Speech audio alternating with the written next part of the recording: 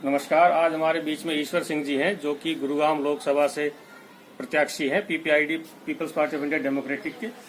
आज हम इससे कुछ सवाल जवाब करेंगे कुछ मुद्दों को लेकर के। तो ईश्वर सिंह जी, आपका बहुत बहुत धन्यवाद जो आपने कीमती समय दिया हमें। ईश्वर सिंह जी, पहला सवाल हमारा ये है कि किसानों के जो आंदोलन दिल्ली के आसपास जो चल रहे हैं या पूरे देश में जो चल रहे हैं उसके प्रति आपका क्या रुख है? जो कोई भी व्यक्ति आंदोलन करता है वो दुखी होकर के घर से बाहर निकलता है, सड़क पे आता है, वो राजी खुशी नहीं आता है। आज किसानों की हालत बद से बदतर हो चुकी है, उनकी हालत दिन भर दिन गिरती जा रही है और सरकार उस पर चेत नहीं रही है।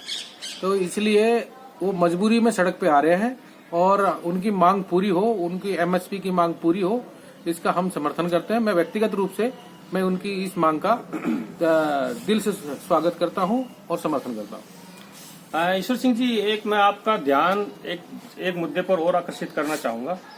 अब जैसे किसान चलो आंदोलन कर रहे हैं, इनकी जो देखो किसान फसल से जुड़ा हुआ, इस फसल के जब ये फसल पक जाती है उसके बाद कुछ लोग ऐसे हैं जो कि भूमिहीन हैं। वो जब वो फसल पकती है तो उनका जो जैसे हम जिसे लावणी बोलते हैं, तो लावणी वगैरह करते हैं या और छोटे मोटे काम करते हैं, उनसे उनका जीवन यापन चलता है। तो उनकी जो जीवनी जो रुक जाती है उनके बारे में आप क्या कहना चाहते हैं? ये आपका बहुत अच्छा सवाल है, क्योंकि ये किसान और मजदूर एक दूसरे की बैसाखी हैं, दोनों एक दूसरे के साथ चलते हैं।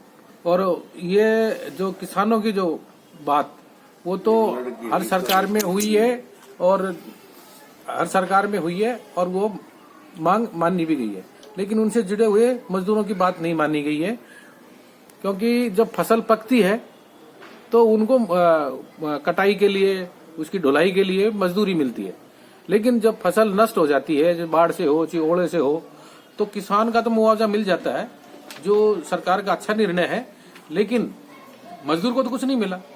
अब वो मजदूर को उसकी आपूर्ति कैसे हो, ऐसा कोई प्रावधान पिछली सरकारों ने नहीं किया है।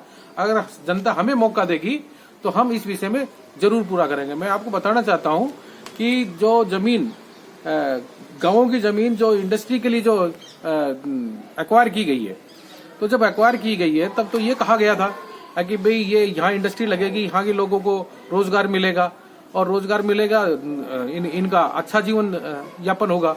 लेकिन आज हालत क्या है कि यहाँ पे बाहर के लोगों को ज्यादा रोजगार दिया जाता है और जो यहाँ के लोकल लोग हैं उनको कोई कंपनी रखने के लिए तैयार नहीं है।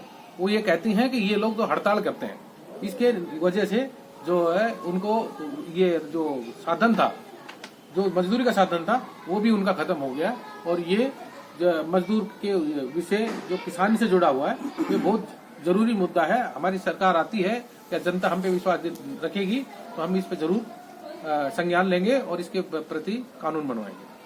जी ईश्वर सिंह जी, एक अभी बहुत ज्वलंत मुद्दा है अभी, उस पे सुप्रीम कोर्ट ने, हमारे जो माननीय सुप्रीम कोर्ट है, उन्होंने डिसीजन दिया है इलेक्टोरल बॉन्ड जिसे हम बात कर रहे हैं, तो उसके ऊपर जो निर्णय आया है उसको लेकर के आप क्या कहना चाहेंगे? देखो जी, ये जो निर्णय दिया है सुप्रीम कोर्ट ने, ये काबिल तारीफ है। हमारी जो जनता है हताश हो चुकी थी जब एसबीआई ने जाके के अपनी ये एप्लीकेशन लगा दी थी कि हमें कुछ 30 जून तक का टाइम दिया जाए। ये एक सरासर एक एसबीआई बैंक की तरफ से एक राजनीति थी। 30 जून तक ये रिपोर्ट देने से उनका इसका देश की जनता को कोई फायदा नहीं होने वाला था। और अब जो आज सुप्रीम कोर्ट ने जो निर्णय दिया है और एसबीआई को बाध्य किया है कि 12 तारीख को आपको ये डाटा जमा करना ही पड़ेगा। जिस दिन से फैसला दिया था सुप्रीम कोर्ट ने, आज तक इतने दिन में तो एसबीआई ने कुछ तो काम किया होगा, उस काम की रिपोर्ट तो उसको सबमिट करनी ही चाहिए। और ये जो चंदा है ये सरासर भ्रष्टाचार का स्रोत है। अगर हमें जनता जो है अगर सपोर्ट करेगी तो हमने इस चंदे को स्वीकार ही नहीं करना है। हम तो जनता से बीच में जाएंगे और जनता की छोटा से छोटा जो दान होगा हम उनसे लेंगे और उसी से ही हम अपना इलेक्शन प्रचार भी करेंगे और चुनाव भी लड़ेंगे। और इससे क्या है, कोई भी पैसा वाला आदमी हम पे दबाव नहीं बना पाएगा कि भाई मैंने आपको इतना चंदा दिया है, आप मेरे को ये काम करना ही करना पड़ेगा। हमें कोई 10 रुपए चंदा देगा, कोई 100 रुपए चंदा देगा, उससे कोई हमसे कितना काम करा लेगा। हम भ्रष्टाचार को खत्म करने की कसम लेकर के आए हैं और भ्रष्टाचार खत्म करने का सबसे आसान तरीका यही है कि पॉलिटिकल पार्टी को चंदा ना दिया जाए। बहुत बहुत धन्यवाद ईश्वर सिंह जी आपका समय देने के लिए। आपका भी बहुत बहुत धन्यवाद। धन्यवाद।